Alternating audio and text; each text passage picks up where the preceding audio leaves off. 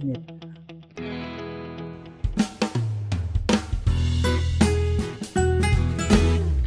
Good morning! Ayan, kumusta po kayo? Today is Friday at kapag Friday, may ulam na masarap kainin.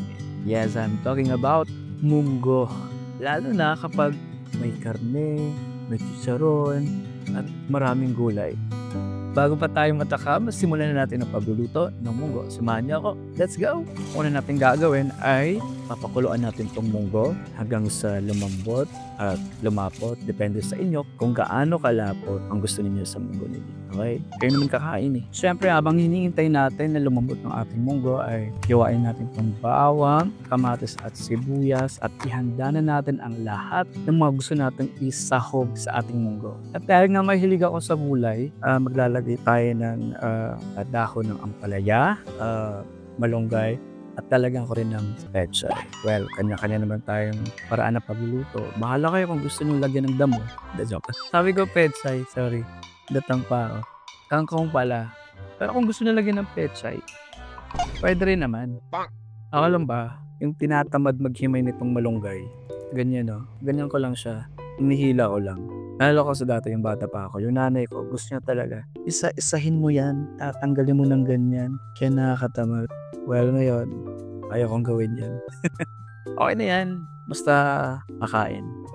So, hindi pa rin malambot yung munggo. Ito lang yung medyo matagal sa proseso sa pagluluto ng munggo, yung pagpapalambot ng munggo. Ako kasi gusto ko yung malapot na medyo masabaw. Kayo ba? Ikaw anong gusto mo? Masabaw? Malapot? Shackles on my feet so I can dance, and I'm gonna praise you.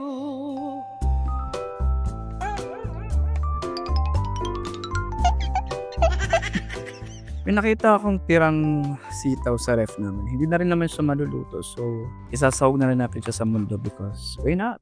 Etong young corn, pwede kaya to? Binili ko siya kahapon. Hindi ko alam kung saan ko siya gagamitin. I think pwede to. Pwede. Inugasan ko na rin itong karne. Ayan. Siyempre, hindi pwedeng walang karne yung munggo natin. Ito yung mas magpapasarap ng munggo natin. Ngayon, pagkatapos ng mahabang paghihintay, lumambot na rin yung munggo natin. Kaya ngayon, igigisa na natin sa sariling mantika yung karne ng baboy.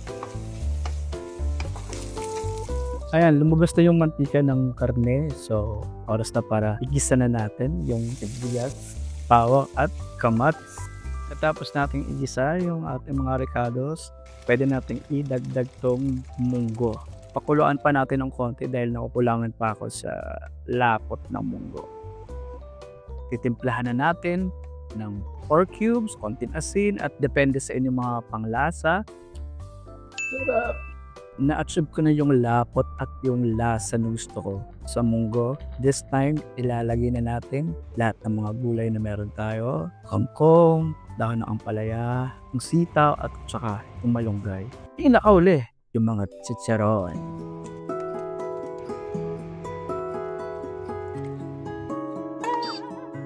Init. The best. Luto na yung munggo natin kaya oras na para kumain. Wow! Oh, very good!